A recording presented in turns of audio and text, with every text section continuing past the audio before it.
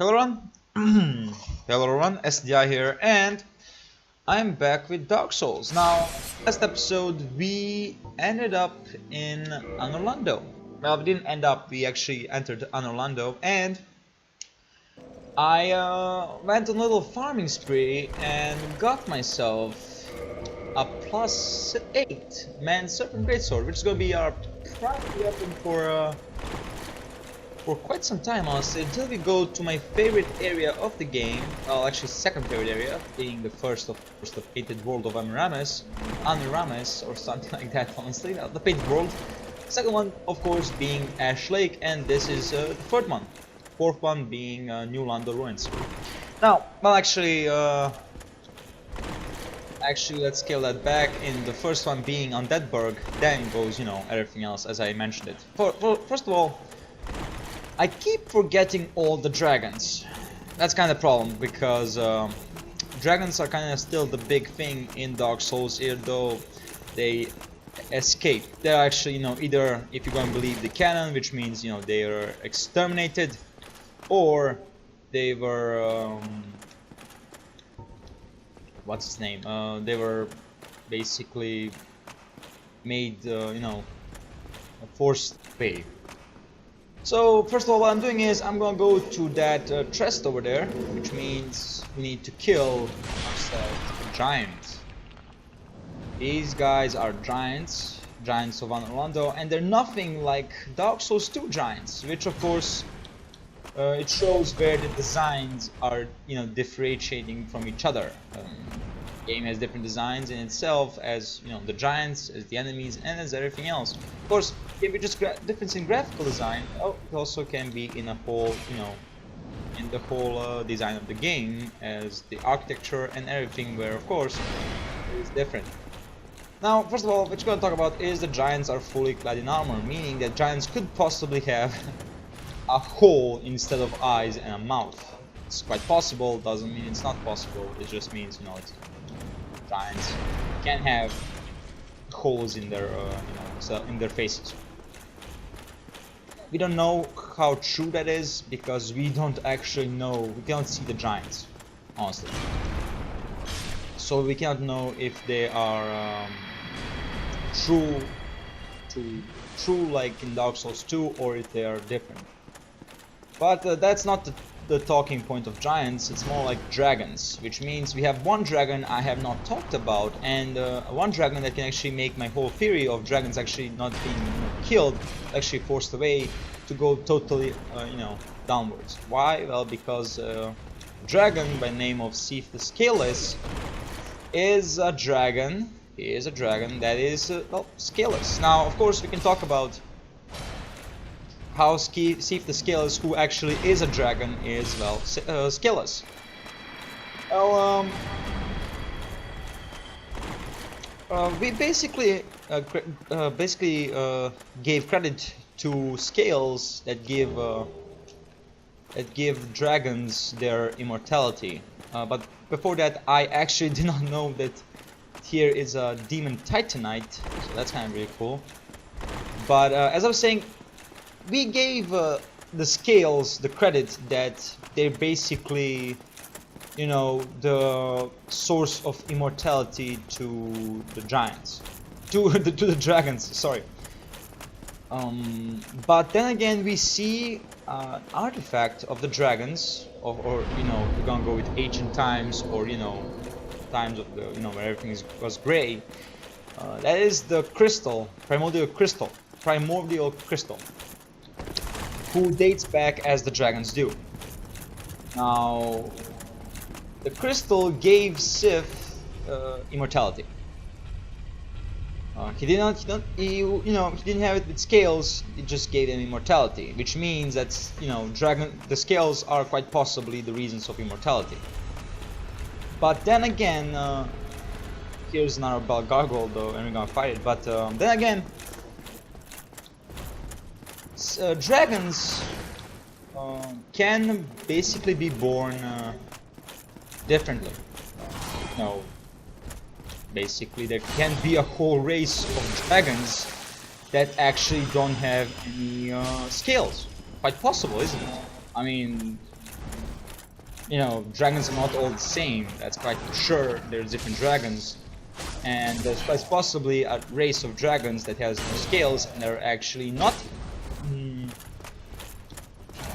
well, not mortal, because they're quite possibly, you know, might not age. You know, they might be ageless, but they can be killed. And Sif can be one of those, you know, a member of that kind of race. A race of dragons which basically cannot age, but can be hurt and can be killed because of that scales, because of the scales. And that might be the reason why dragons are not hurt. They can be physically hurt because of the scales. You know, that dragons cannot age because of their own vitality and immortality in itself, but the scales prevent any damage, whether it be lightning, magic, or physical, because we can test it. I can go and make a character and show you a clip where I spam lightning spears into the fucking everlasting dragon, and he will not flinch. He'll be like, huh, that's all I can do. And, you know, if he could laugh, he would probably laugh, because he cannot be damaged. It's quite impossible. So there's a possibility that Sif, you know, is a member of the race of the dragons of race of dragons that actually can be hurt, but is immortal in the process of aging and can be, you know, 500 years, you know, 5,000 years old. But if you pierce him with a sword, he can die. Now, of course, then again, you can say like, well, Gwyn had the Lord Soul. Gwyn had the Lord Soul. How, you know, the Lord Soul gave Gwyn the power to destroy the dragons, the scales. First of all, we've seen in the picture the Silver Knights throwing, you know, lightning spears. Excuse me, Gwyn did find the Lord Soul.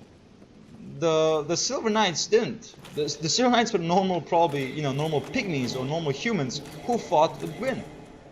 They're nothing special, they're fucking humans. You know, nothing fucking special. So there goes the definition of, oh no, you know, the Lord Soul gave Gwyn the power to fight the dragons. Yes, it did, but it didn't give him the power to kill the dragons. It just gave him the power to, well, literally, you know, drive them off, basically. So there comes another question: is who did the, you know, there are probably some dragon slaying, you know, but what race did they, you know, fight? And what dragons did Sif actually betray? Well, he betrayed all dragons. He didn't just betray the probably, you know, the most common scaled dragons, but he also betrayed scaleless dragons. If we're gonna go with the theory that there are actually dragons who exist scaleless, like there's a lot of dragons with just one, like Sif, Synth, if you want to. And there's a possibility that Synth, you know, could exist like that, and that Synth probably wished for the scaleless dragons to be, let's call it the top guys, okay? Because I don't think that, you know, ageless immortality is probably good. Like, let's all be honest. Ageless immortality is good. But also, you know, physical immortality? Now, that's the definition of godlike. Because, you know, you're physically immortal and aging immortal.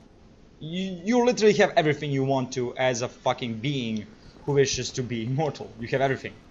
You know, that's it. But then comes the question of, why would Sif betray the dragon? Wow. Okay, so that was a fail. But as I was saying, why would Sif betray the scaleless dragons? Well, let's say he didn't. Let's say that scaleless dragons actually supported Gwyn. Sif, or at least most of them.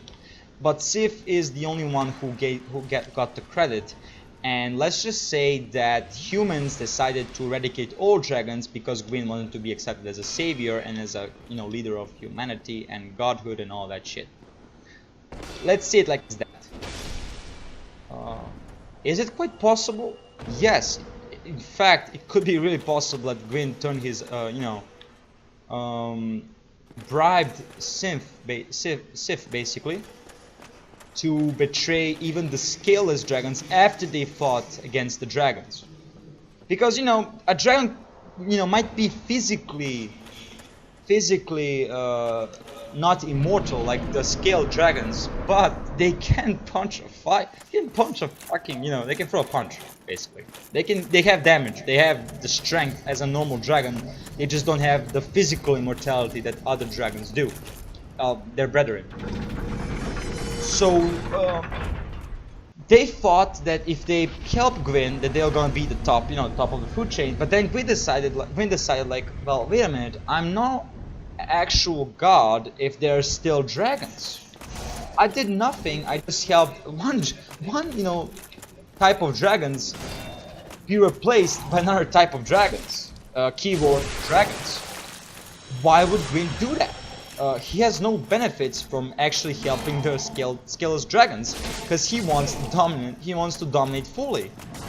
So, and of course the dragon cult, you know, the followers of the dragon are a big problem for that, because they're gonna follow the scaled dragons, not the fully scaled one. Because we can probably say there are followers of the dragons, want to become dragons. Let's just admit that. Either be physical immortality or immortality in general, they probably want to follow them in their eternal wisdom. Because that's all. Let's admit, dragons, they have a lot of wisdom. They are the oldest beings in the world, no matter what world. So let's all admit that.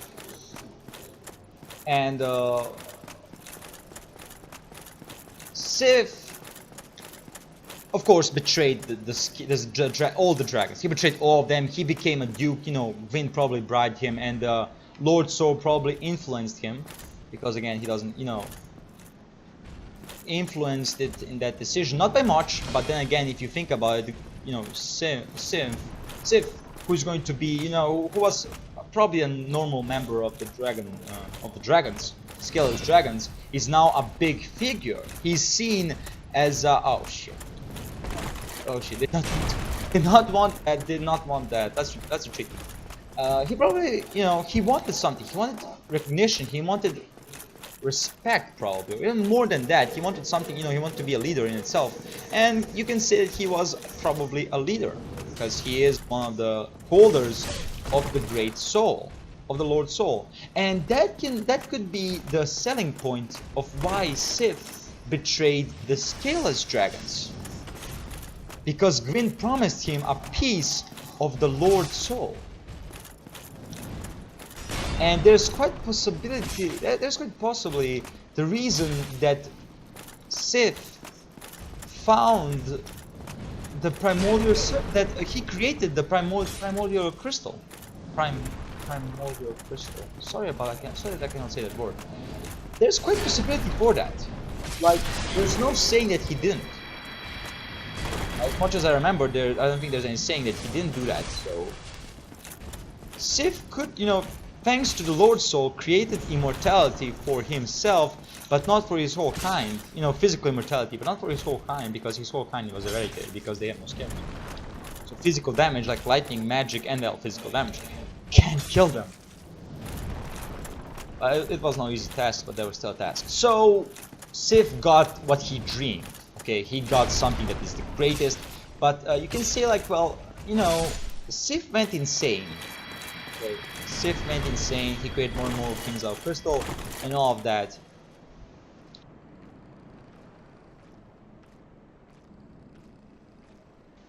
You can say that he went insane with knowledge, or with the thought of I exterminated my whole race of scaleless dragons for immortality, that he can no longer share with his fellow dragons, which is probably his whole point of obtaining the, you know, of wanting to put the scaleless dragons on top and trying to find immortality for them all. We all associate Sif by being a tragic figure, a lone tragic figure. Yes, when he went insane. What about before? What if there truly was a whole you know, group of scaleless dragons, a whole race that numbered maybe less than the scaled dragons, but still numbered it. Maybe even more than actually scaled dragons. What if they existed? What then? Maybe he was not a lonely figure, but he was more. Okay, come on, dude. Serious, thank you. Fucking jumping. But he was. Sorry, I'm drinking some beer right now, so you're gonna hear some. You're gonna hear some pauses. But he was maybe a more talkative person and not an insane person like many think he was. But then we come to a thought of okay, maybe he truly was. Maybe there were more scaleless dragons. Maybe there was a whole race of scaleless dragons. Maybe there was a true betrayal of one kind of dragons to the other. Maybe there was a thirst for power and dominance. Maybe let's say it was like that. Why would Sif create the golems? And why would Sif create Priscilla? That's right. I'm not saying he, had sex with Gwendolyn. I'm saying he created Priscilla. Is it possible to create a human into a dragon? Why not? We see drakes all the time, do we not? But let's think about this. What if Sif took Gwendolyn and did not have sex with her, but took her DNA and basically blood and created Priscilla from that? He did not have sex, but he actually practically did what he did to Gwendolyn's followers and priestesses and maidens and everything. Can you fucking imagine the actual stress to that? Fucking can you? Like, imagine that you're a daughter of a god by many human scenes, and created into a dragon.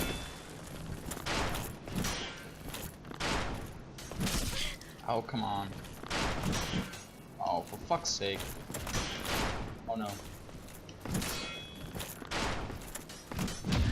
There you go. Is he dead? Yeah, that's how I basically do this part. You just parry him and he's dead. Anyways, as I was talking, could it be the possibility of Priscilla being Gwendolyn, actually? Being created from Sif's crystal scales, basically, or crystals, and Priscilla and Gwendolyn. Can you imagine that? Now you're probably wondering, like, well, why crystal scales? That kind of doesn't seem, kind of normal. And how do you think why there are scales in Priscilla? Good point. But here is the explanation to that too. Let's say Sif took the scales from dragons that they're fallen off from, fighting too much. He didn't kill the dragons, but the skin was damaged. The scales were damaged. He took the scales, mixed in with Gwendolyn's blood to create Priscilla. It does not seem so unreasonable, does it? No, it doesn't actually. It could be quite possible that that's why Priscilla has the tail. She's a half-breed because of she's half literally. She's half human, half dragon.